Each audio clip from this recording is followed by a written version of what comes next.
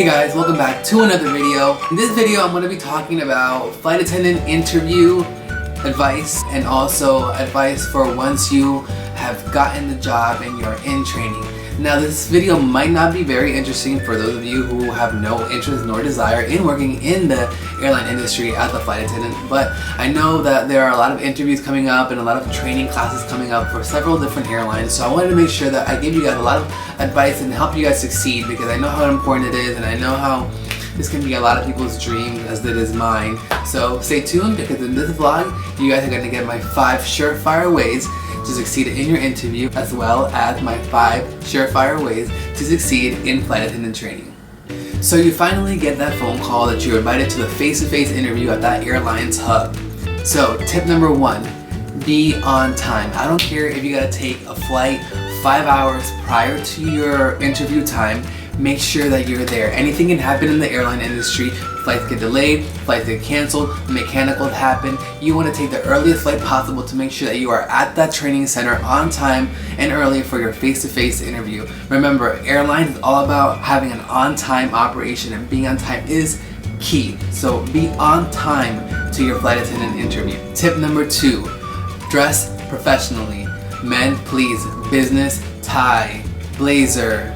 No piercings, no visible tattoos. Remember, they are watching you, they are watching everything. They want to make sure that you can maintain a clean, professional appearance. Ladies, also, lipstick all times. Hair must be up at all times. They are watching you. Remember, they have a checklist with your name on it, and they're making sure that you meet the appearance standards, because you're gonna have to uphold certain appearance standards once you get your uniform and even while you're in training. So dress professionally, dress to impress. Tip number 3, make sure that you are outgoing. Make sure that you are getting to know everyone in the interview. Make sure you're asking questions and you're outgoing and friendly, that they can see that you have this nice charisma about yourself, because that's really what they're looking for. They want to make sure that you are a people person and that you can get along with anyone and that you can work as a team. So remember, they are watching you, even though you don't know that they are. They're usually on the outskirts and they are taking notes on your personality and how you engage with others. So be outgoing.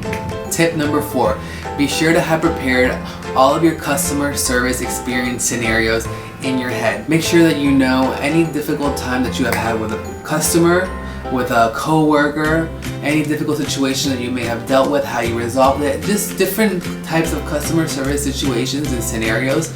They're going to ask you about that at your interview. So just make sure you have a few stories and situations from your past customer service experience lined up and ready to let them know once they ask you this, because they will definitely ask you about your customer service experience once you're at your face-to-face interview. And tip number 5, just be yourself. Be kind, be gracious, be outgoing, be friendly. Just be you, and make sure that they can see how positive and professional you are and how well you can get along with others, and most importantly, how you can work well as a team. Now to part 2 of this video, training advice. So you pass your flight attendant face-to-face interview and they call you and they let you know that they're inviting you to the next part of the interview process, or well, training. And you're going to go away for 6 to 8 weeks to this airline's particular hub, and you're going to be gone away from home, and you're going to be put in a hotel room, or it could be the training center and they have dormitories, and you're going to be put with a roommate.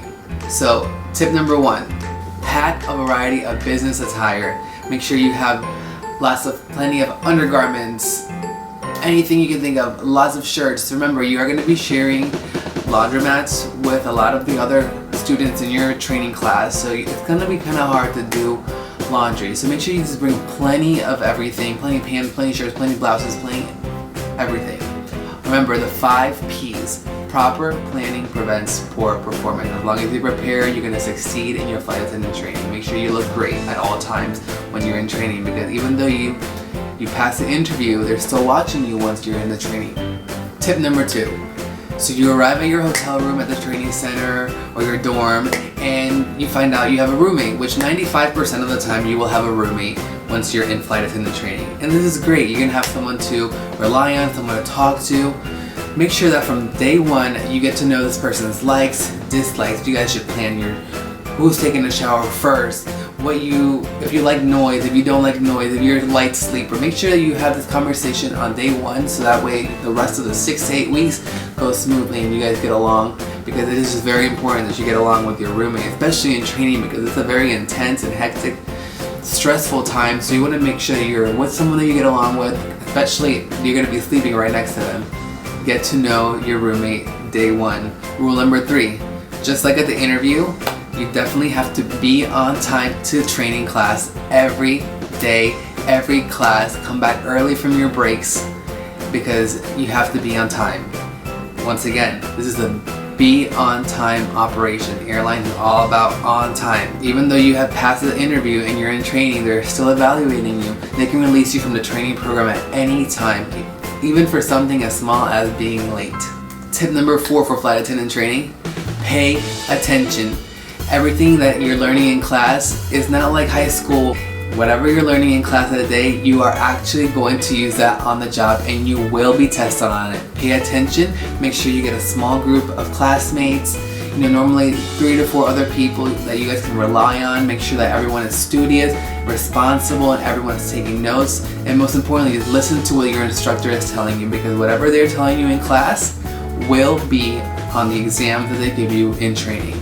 And tip number 5, have fun. This is going to be one of the most rewarding and most fun and memorable times of your life. This is flight attendant training, and yes, it's going to be stressful and intense and hectic, and you're going to have to study, but it's going to be fun. You're going to meet a lot of new people. It's going to be the start of your career, and you're going to learn a lot. Make sure you take lots of pictures. To me, it was one of the best times of my life next to college, and I will always remember my training class. I will always remember the friends I make there. I still keep in touch with all my friends from training, and just enjoy yourself. So these, my friends, are my tips and advice for succeeding in flight attendant face-to-face interviews and your flight attendant training. I want you all to succeed, and I want you all to pass and do great, because remember, this is made for you to pass. You have to be professional, be on time, pay attention, and make sure that you're responsible and studious, because those are the most important things that's going to help you succeed in flight attendant training. It is not a game. It will be hard, but it will be fun. Also, next week I'll be doing a Q&A, so make sure you send me all of your questions. I already have a few of your questions lined up, so send me all of your questions to Twitter or Instagram. My Twitter name and Instagram name will be at the end of this video. Also, if you like this video, make sure you give it a thumbs up. If you found it helpful, please give it a thumbs up. Also, if you haven't subscribed yet, make sure you subscribe down below, and I will see you guys soon.